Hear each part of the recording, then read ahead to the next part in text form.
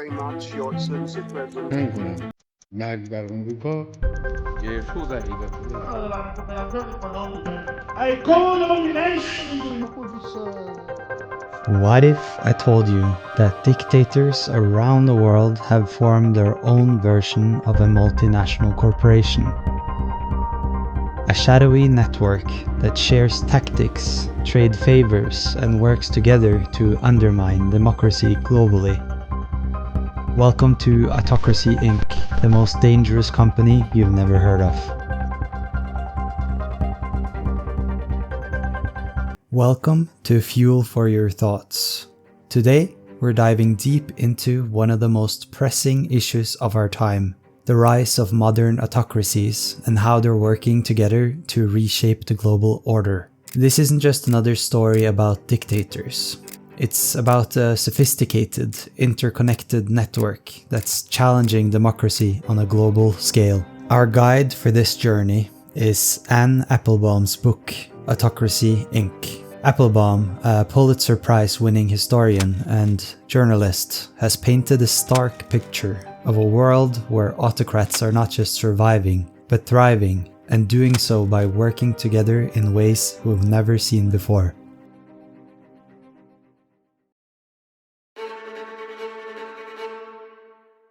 Let's start by understanding what we mean by Autocracy, Inc.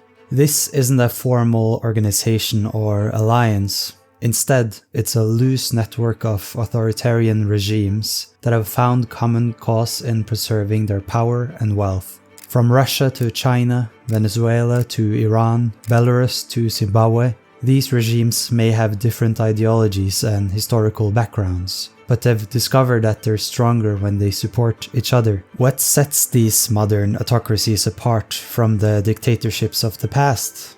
For one, they're not isolated. They're deeply integrated into the global economy and international institutions. They use the tools of globalization, from international banking to social media, to strengthen their grip on power. And perhaps most importantly, they've learned to present a facade of normalcy to the outside world, even as they crush dissent at home. At the heart of Autocracy Inc. is a system of kleptocracy, rule by thieves. Modern dictators aren't just oppressing their people, they're looting their countries on a massive scale. But here's where it gets interesting. They're using the global financial system to hide and launder their ill-gotten gains. Let's look at a few examples. In Russia, Vladimir Putin and his inner circle have amassed enormous wealth, much of it hidden in complex networks of offshore companies and Western real estate. The Panama Papers and other leaks have given us glimpses of this wealth, but the full scale is hard to comprehend. Some estimates suggest that Putin himself may control assets worth hundreds of billions of dollars. In Venezuela, under Hugo Chavez and Nicolas Maduro, hundreds of billions of dollars in oil revenue have simply vanished. Much of this money has ended up in luxury properties in Miami and Europe or in Swiss bank accounts. Meanwhile, ordinary Venezuelans face dire shortages of food and medicine. In China, despite official anti-corruption campaigns, high-ranking officials and their families continue to accumulate vast fortunes.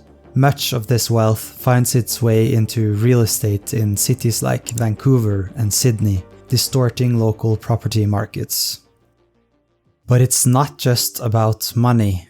These autocracies are also waging an information war, using sophisticated propaganda and disinformation campaigns to control their own populations and undermine democracies abroad. China has built what many call the Great Firewall, a vast system of internet censorship and surveillance. But it's not just about blocking information, it's about shaping narratives. The Chinese government employs armies of online commentators to steer conversations and drown out criticism. And increasingly, China is exporting its censorship techniques to other countries. Russia has perfected the art of weaponizing social media. During the 2016 US presidential election, Russian operatives used platforms like Facebook and Twitter to spread divisive content and false information.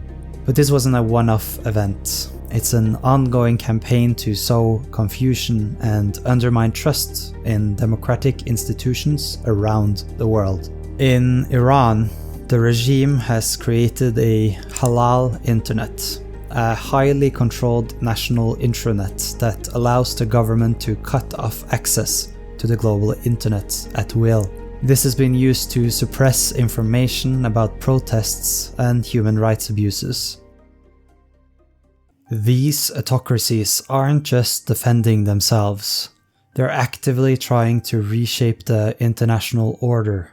They're pushing back against concepts like universal human rights and the rule of law, promoting instead a world where sovereignty means freedom from any outside scrutiny or criticism. At the United Nations and other international forums, China and Russia have worked to water down human rights resolutions and weaken mechanisms for holding states accountable. They argue that Western concepts of individual rights shouldn't be imposed on other cultures, a convenient argument for regimes that want to oppress their people without consequences. These autocracies are also creating their own international institutions as alternatives to Western-dominated ones. The Shanghai Cooperation Organization, for example, brings together China, Russia, and several Central Asian states in a group that emphasizes non-interference in internal affairs, code for turning a blind eye to human rights abuses.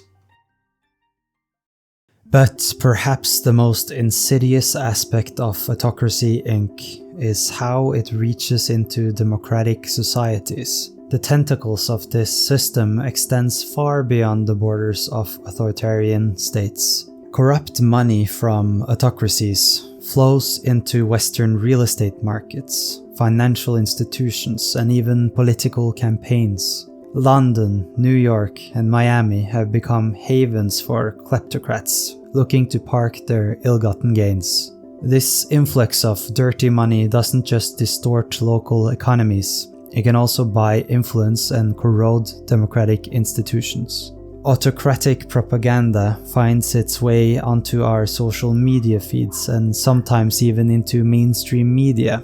Russia's RT and China's CGTN presents themselves as legitimate news sources while often serving as mouthpieces for their governments. And sophisticated disinformation campaigns can spread like wildfire on platforms like Facebook and Twitter. Even more worryingly, some politicians in democracies are starting to emulate autocratic tactics. We've seen leaders in countries like Hungary and Turkey use democratic processes to consolidate power and undermine independent institutions. And even in established democracies like the United States, we've seen worrying signs of leaders attempting to delegitimize elections and independent media.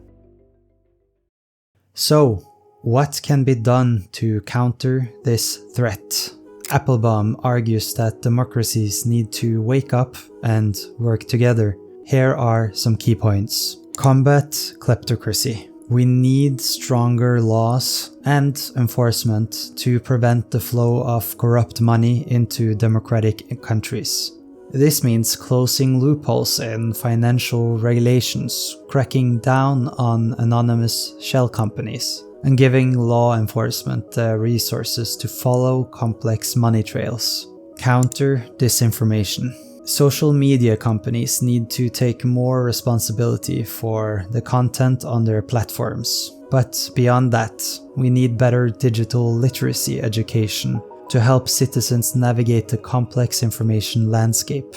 Support independent media and civil society, both within autocracies and in democracies. Independent voices are crucial for holding power to account. We need to find ways to support journalists, activists, and NGOs doing this vital work. Renew democratic institutions. Democracies need to show that they can deliver for their citizens. This means addressing issues like inequality and political polarization that have eroded faith in democratic systems. Build international coalitions. Democratic countries need to work together more effectively to counter autocratic influence. This might mean creating new institutions or reforming existing ones to better defend democratic values. Engage with autocracies strategically. While we need to stand up for democratic values, we also need to engage with autocratic regimes on issues like climate change and nuclear proliferation. The trick is to do so without legitimizing their oppressive practices. It's important to underline that this isn't just a struggle between the West and the rest. There are vibrant pro-democracy movements within many autocratic countries. From the protesters in Hong Kong to the opposition in Belarus, people around the world are risking their lives to fight for freedom and accountability. Supporting these movements, while being careful not to endanger them, should be a key part of any strategy to counter Autocracy Inc. We should also recognize that democracies aren't perfect. Many have their own problems with corruption, inequality, and erosion of civil liberties. Addressing these issues at home is crucial if democracies want to present a compelling alternative to autocracy. The rise of Autocracy Inc. presents one of the greatest challenges to the post-World War II international order. For decades, it seemed that liberal democracy was on an unstoppable march. Francis Fukuyama famously declared the end of history after the fall of the Soviet Union, predicting that Western liberal democracy would become the final form of human government. But history, as it turns out, had other ideas. The autocrats have proved remarkably resilient and adaptive. They've learned to use the tools of globalization and even democracy itself to entrench their power. And they've found strength in numbers, creating a mutually supportive network that can resist pressure from democracies. This doesn't mean that autocracy is destined to win. Democracies have shown remarkable resilience too, and they have significant advantages in economic innovation, in soft power, and in their ability to self-correct and adapt. But it does mean that defending and expanding democracy will require sustained effort and creative thinking. Thank you for joining me for this exploration of Autocracy Inc. If you found this video informative, please like and subscribe for more in-depth content on global affairs and geopolitics. See you in the next video.